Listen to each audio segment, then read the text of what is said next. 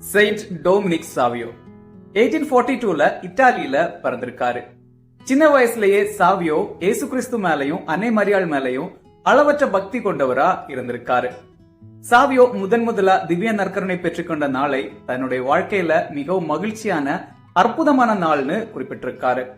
தினமும் அதிகாலையில 5 மணிக்கே ஆலயத்துக்கு போய் திருப்பலியில பங்கெடுத்து திருப்பலியில குருக்களுக்கு உதவக்கூடிய பீட சிறுவரா இருந்திருக்காரு. மழைக்காலங்கள்லயும் குளிர்காலங்களையும் கூட தவறாம ஆலயத்துக்கு போயிருக்காரு.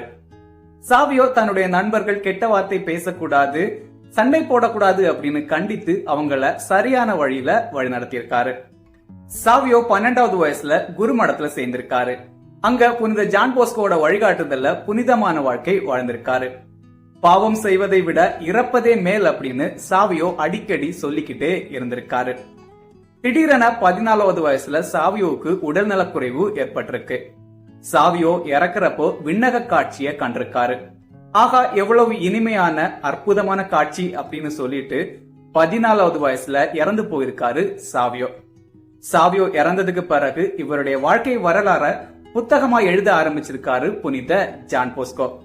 சாவியோவோட புனிதர் பட்டமளிப்பு விழால இந்த புத்தகம் முக்கிய ஆதாரமா இருந்திருக்கு. 1933ல திருத்தந்தை 11ஆம் பயஸ் அவர்கள் சாவியோவை வணக்கத்துக்குரியவரா அறிவிச்சிருக்காரு. 1950ல அருளாளராகவும் 1954ல புனிதராகவும் திருத்தந்தை 12ஆம் பயஸ் அவர்கள் சாவியோவை அறிவிச்சிருக்காரு. பீட சிறுவர்கள், தவறுதலாக குற்றம் சுமத்தப்பட்டவர்கள், இளம் குற்றவாளிகளோட பாதுகாவலரா புனித டொமினிக் சாவியோ இருக்கிறதா நம்பப்படுது. May 6, Saint Dominic Savio Feast Day.